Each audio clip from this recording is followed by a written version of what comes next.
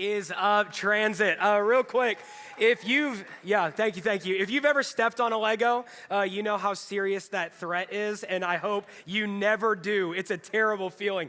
Anyway, if we've never had the chance to meet, my name is Chad Ward. I typically have the honor of hanging out with some high school students, but I love Transit. I love being here this morning for part 2 of our series, Real Talk.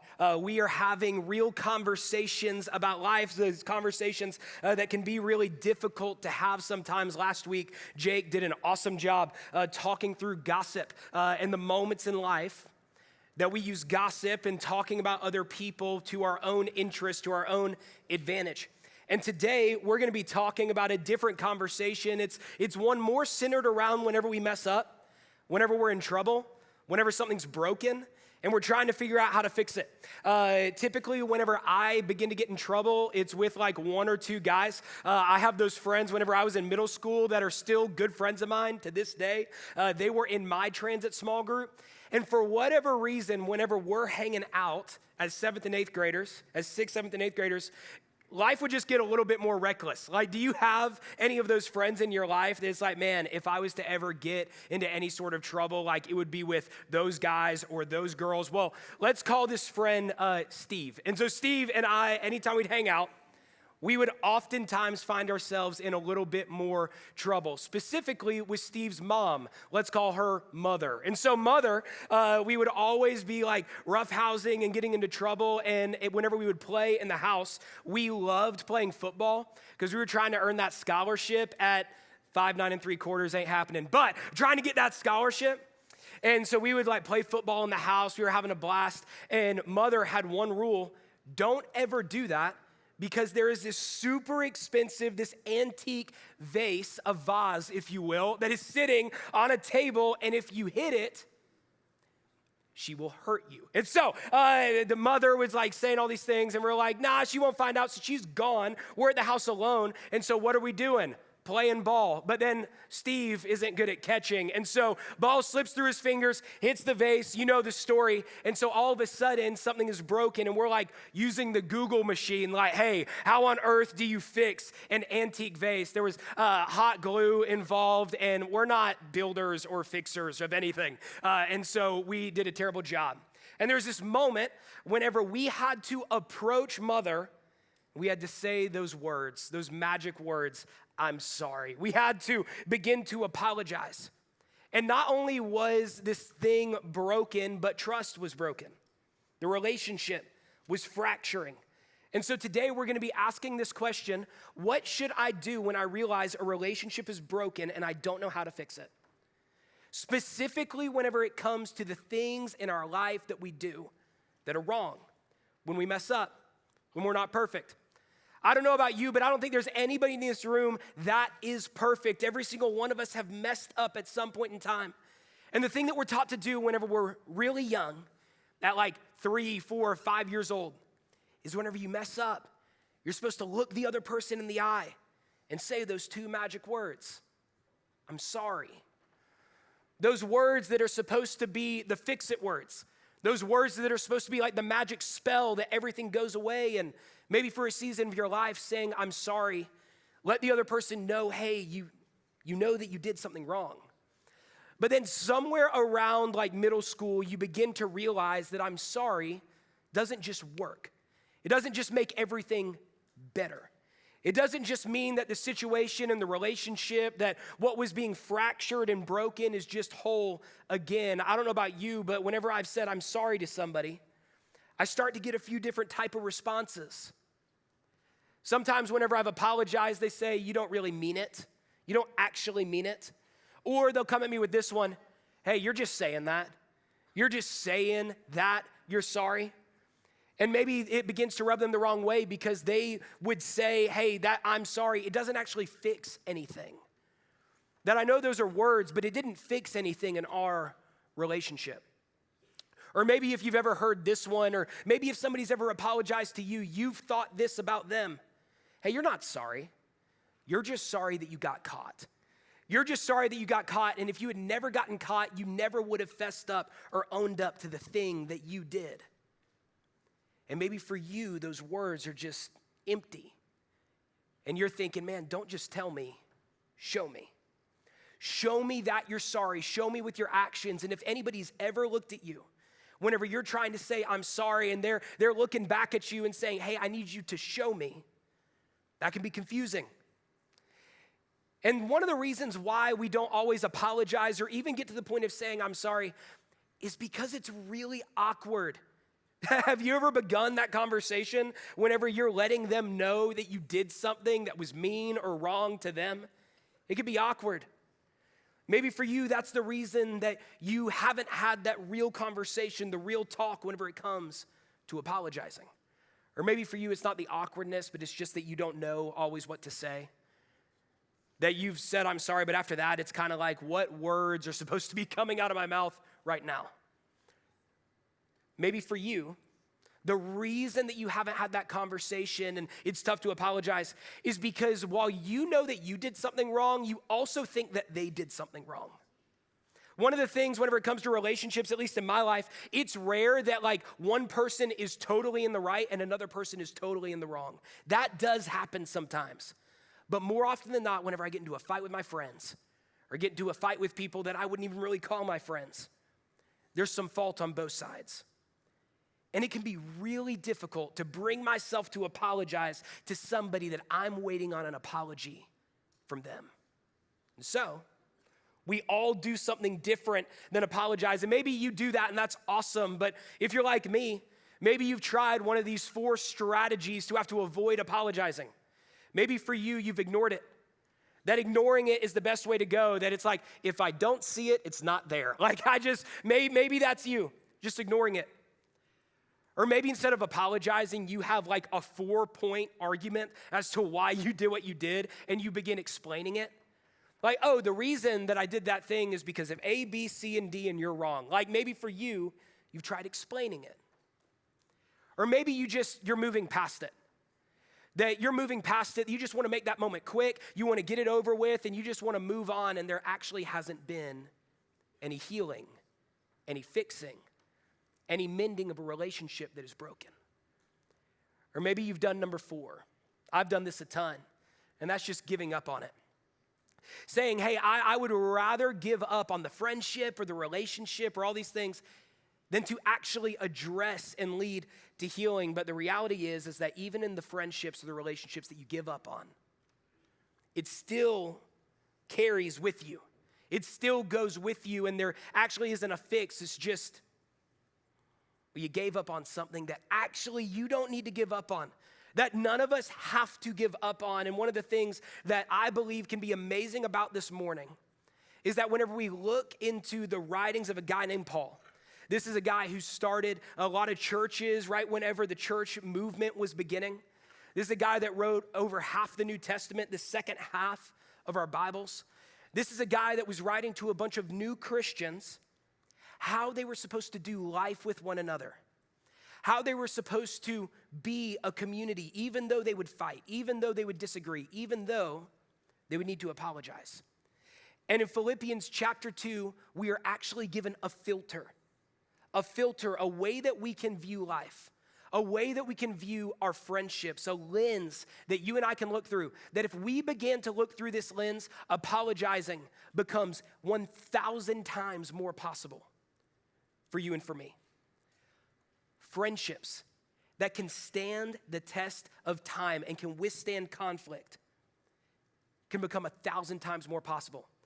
That's for every middle schooler in the room. That's for every high school leader. That's for every adult. That this filter is something that is written to everybody. And it can drastically change everything. Paul writes in Philippians chapter 2 some advice, some almost commands that can feel a little bit harsh, but it changes everything. He says this, he says, do nothing out of selfish ambition or vain conceit. Rather, in humility, value others above yourselves, not looking to your own interests, but each of you to the interests of others. And so I want to split the verse into like 2 parts, these 2 verses, this passage into 2 parts, the first of which is to do nothing out of selfish ambition or vain conceit. And this is the part that begins to feel harsh. Nothing out of selfish ambition.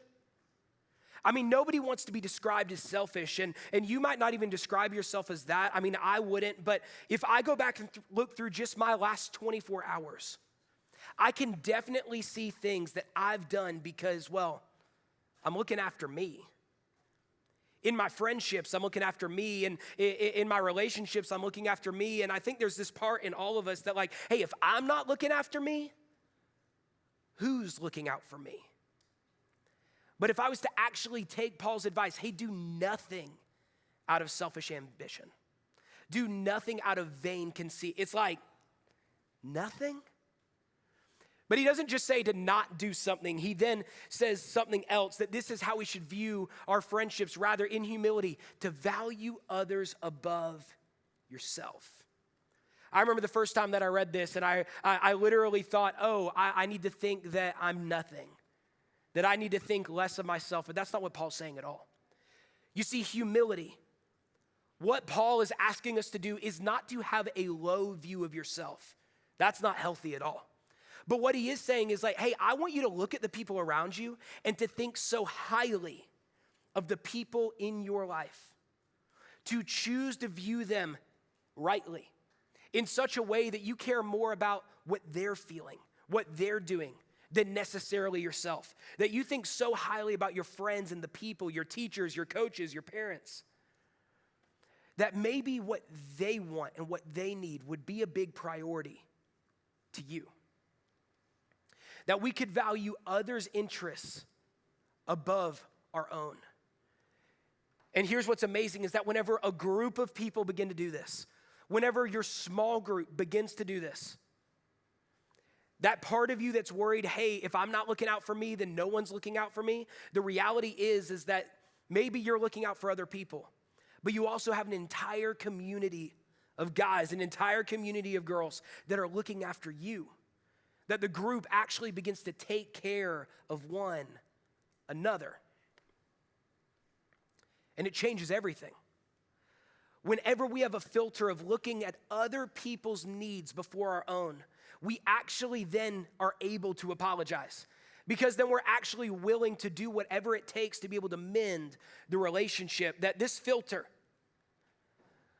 whether you've been coming to Transit for a long time or this is your very first Sunday, viewing life and relationships through this lens changes everything. And we have an example. You and I have an example and somebody that we can look at every single day as to how to do this, and his name is Jesus. Because the reason why we're all here, that phrase, a faith of your own, what it means to have a faith of your own in Jesus, is to begin to look at the way that Jesus lived, to look at why Jesus did what he did, and to say, you know what, I want to adopt that because here's something that's amazing about Jesus. The life that he lived, a perfect life. Jesus never did anything wrong, and he never had any reason to apologize, but the life that he lived and the death on the cross for you and for me, the reason he did that was totally out of looking for your interests, because Jesus cares and loves you. He wasn't looking to his own interests in that moment, but he was saying, you know what, I'm gonna consider others' needs above my own. And so Jesus, the one who didn't even need to apologize, led the way in what it means to practice humility and to view others' needs, your needs and my needs, even above his own. You see, Jesus shows us what it means to be a real friend and to have real conversations. And here's what's true about real friends is that real friends are willing to apologize first, to go first. Even whenever no one else in your group and no one else in your life is going first, you might be waiting on an apology, but real friends, they're willing to go first. And now you might be sitting here going, hey, I'm willing, I want to, like, I'm interested, I'm even curious more about, like, Chad, you said something about Jesus, like, what does that even mean? Maybe that's a conversation that happens in small groups, but when it comes to an apology, I want to give you a very practical strategy for you to maybe get past just saying, I'm sorry. This is what we like to call the 4 A's of an apology, just for you to be able to remember it. The first of which is to acknowledge. Acknowledge that something is wrong.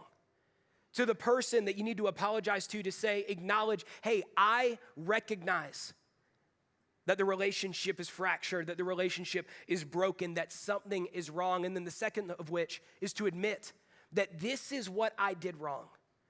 I admit that I hurt your feelings. I admit that I talked bad about you. I admit the thing that I did. And then the third A is then to apologize. You know, I'm sorry isn't bad. That is part of the apology.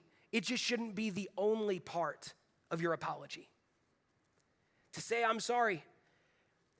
And then the fourth one is then to make amends.